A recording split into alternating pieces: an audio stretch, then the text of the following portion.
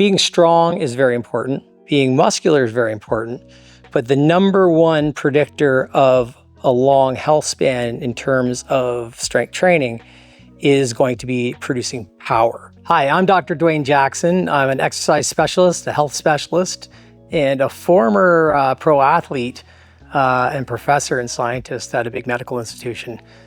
I've now taken it upon myself to work with the public in the areas of strength, conditioning, dietary manipulation, and longevity. That's become a big one now since, well, I'm getting older, so it's time to start thinking those things. And one of the main things that we have to really think about when we think about longevity is more so the health span aspect than just kind of living forever.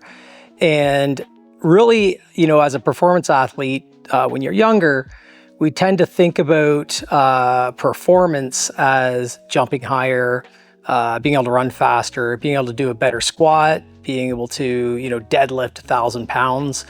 All those are metrics that are easily measurable. But as we get older, the key to kind of staying into the game is to change our perspective or our definition of what we call performance. And that is really more so to be able to do those things that you could do in your youth at a high level, despite any setbacks or challenges that you may have, and be able to carry those into your older age. And some of the key tenets of being able to do this is to really be able to lock in your muscle strength and power, especially power, and your cardiorespiratory fitness. And generally speaking, when we're talking about strength realms, like I've worked in for years, you know, you tend to think about muscle mass as the primary source of performance. But as we get older, that cardiorespiratory function really dictates whether or not we're going to carry that performance into our older age. So there are an abundance of data now on the longevity aspects of exercise. And for years, we thought of cardiorespiratory fitness as kind of the only big rock to move to really extend lifespan, but especially health span. So that is, you know, being able to do everything you want to, you know, wake up in the morning when you're 102 years old, have sex, go for a run, do the things you love, and then just drop off a cliff.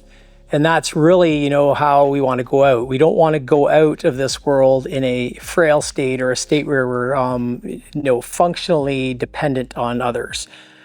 So when we talk about increasing longevity or health span, more accurately, that's when we really need to start locking and loading both our training and our cardiorespiratory training, so our physical strength training as well as cardiorespiratory stuff.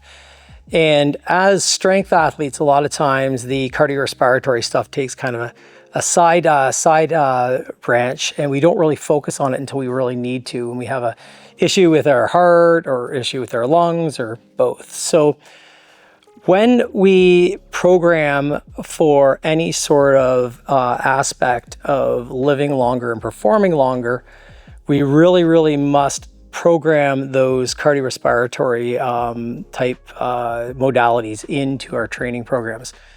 One of the best ways to do this is through periodizing your cardio work into your strength training work.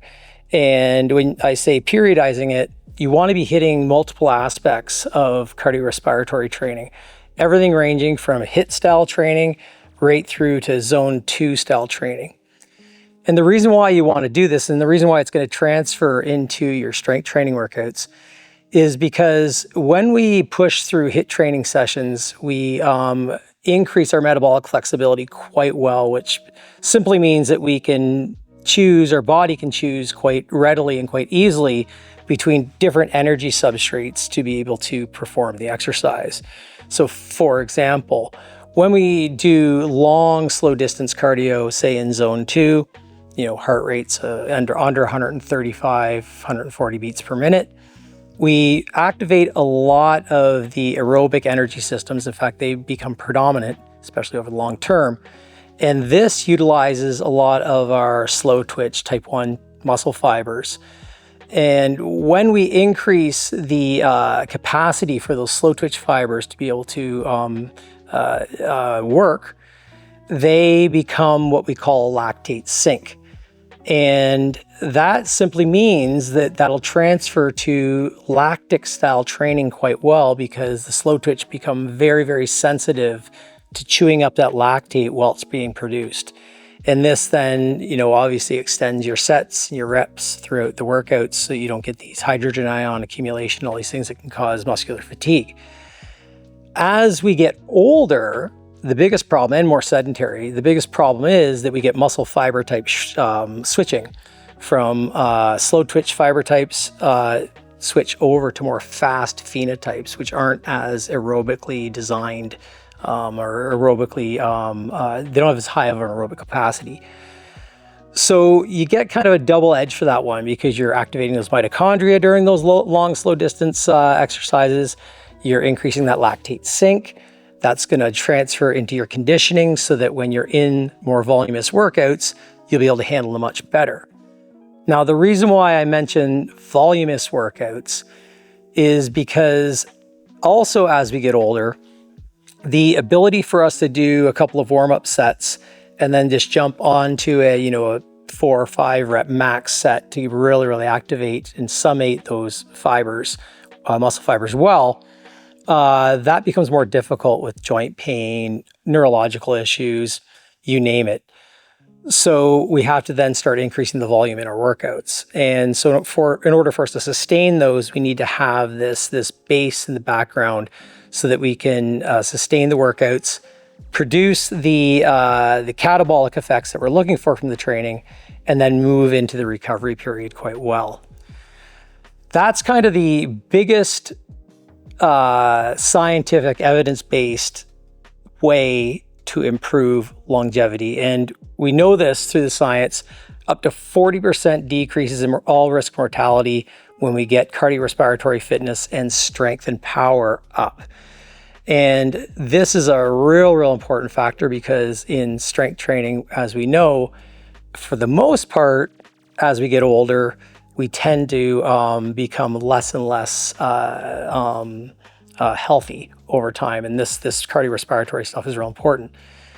On the other side of the coin, the reason why strength training is imperative for this whole health span longevity thing is because the increase in mass or increase in your amino acid pool, and that's, we store our amino acids in skeletal muscle. That amino acid pool, if it's small, so if we don't have a lot of skeletal muscle reserve, then we're not prepared for future insults on the body, which become a little more frequent as we get older. Injuries are one, sicknesses are another one, surgeries.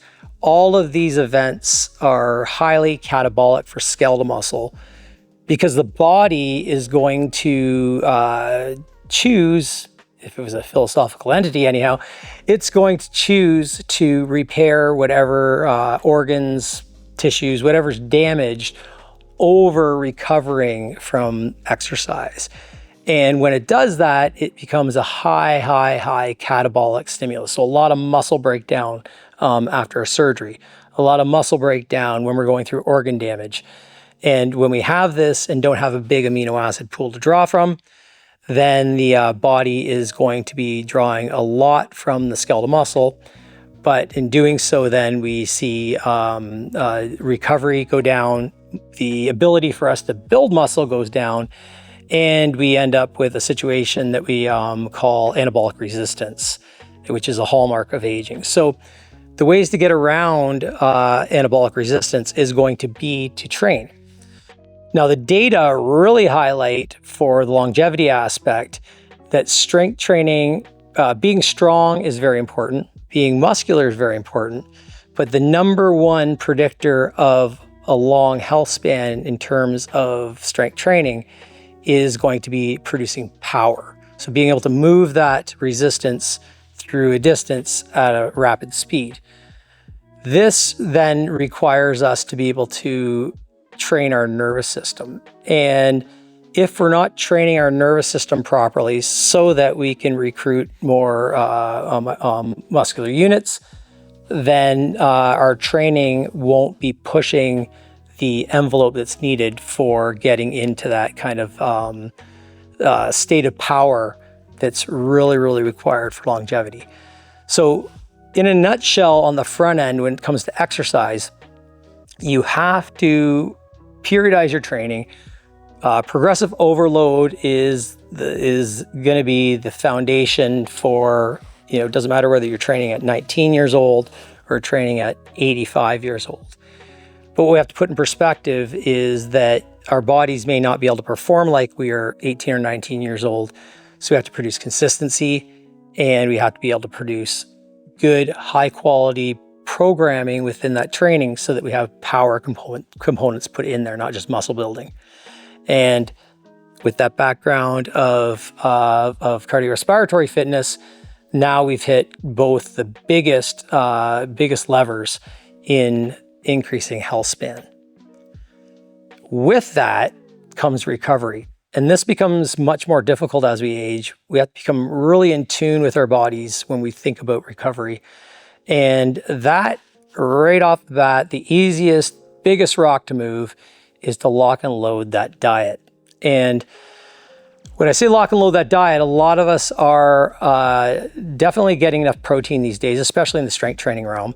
1 gram per pound body mass, high quality protein, complete proteins from that have an abundance of essential amino acids.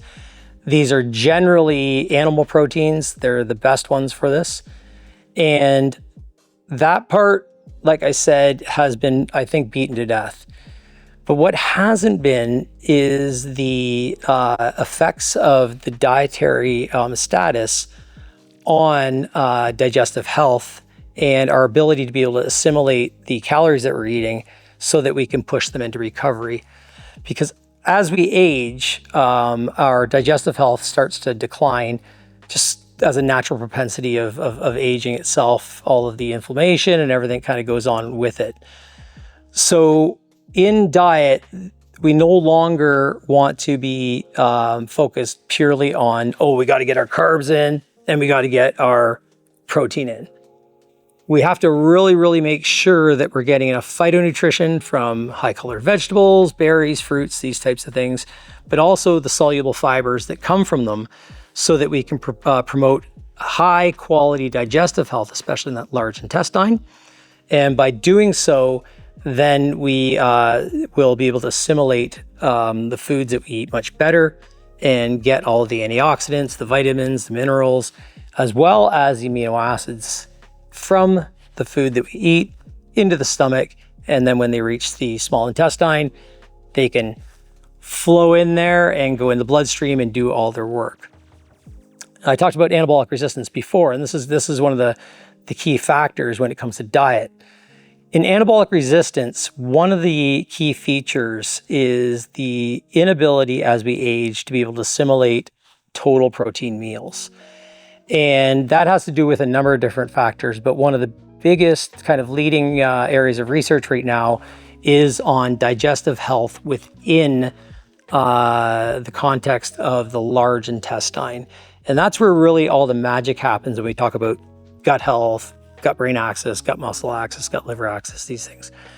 And in order for us to be able to assimilate proteins well, then we need to make sure that our large intestine is well populated with microbiota, so beneficial viruses, beneficial bacteria, beneficial fungi. All of these things play a commensurate role in being able to take those soluble fibers, some amino acids that make it down to the colon, and those phytonutrients to be able to produce these short-chain fatty acids and all these magical molecules people talk about that are gases that circulate around the body, help with the brain. They help with all these different axes, gut muscle, gut testes, gut liver. All of these require those short-chain fatty acids to remain healthy. So when we talk about that in the context of anabolic resistance, the biggest problem is if we have a condition where we have inflammatory effects, like I said, generally in the large intestine, but throughout the digestive tract, then we have an inability to be able to assimilate all the protein. A lot of it ends up in the poop. And we then don't get the muscle protein synthetic effects that we want to get to from those high quality proteins that I've mentioned that we want to eat. So the digestive system is a real key player in this role. It played the same role when you're 19 years old.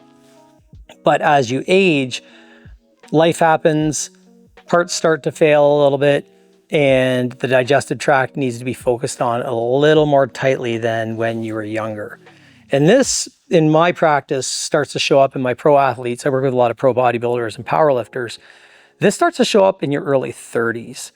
And that's because we've pushed the body so hard with force feeding, training hard, inflammatory effects from injuries and everything else, that the status of our digestive health starts to kind of falter more early than, say, the general population. This can be highly variable among different people. Depends on how you picked your parents. Depends on whether you were vaginally birthed or not. That's kind of our first insult of bacteria that helps with develop that colon over time, the microbiota in the colon. It depends also whether or not we were breastfed and or exposed to any sort of antibiotics in those first kind of 3 years of life. So people that have, they were C-section birth, they weren't breastfed, and they had a number of antibiotic insults when they're younger, tend to have issues with digestive health as we kind of get into our older ages, especially in those folks in the younger, older ages. So we're talking now, 20, 30, 40 years old. And that then promotes that whole anabolic resistance at a much earlier age. So having your digestive health locked and loaded is going to be key to the whole process of being able to recover from those workouts that we talked about earlier. Now, in that kind of general context then, you notice that I haven't talked about any supplementation, I haven't talked about any peptides, I haven't talked about any of this stuff. The key to being able to stay in a sport or just in any sort of capacity of physicality throughout your whole lifespan, the key to this is to really, really make sure that you're consistent with training, you're consistent with diet, and within all that, your training and diet are periodized together. And so you want to be able to support those recovery periods really well, because if you haven't got that figured out in your younger years, as you get older, it gets harder and harder to implement.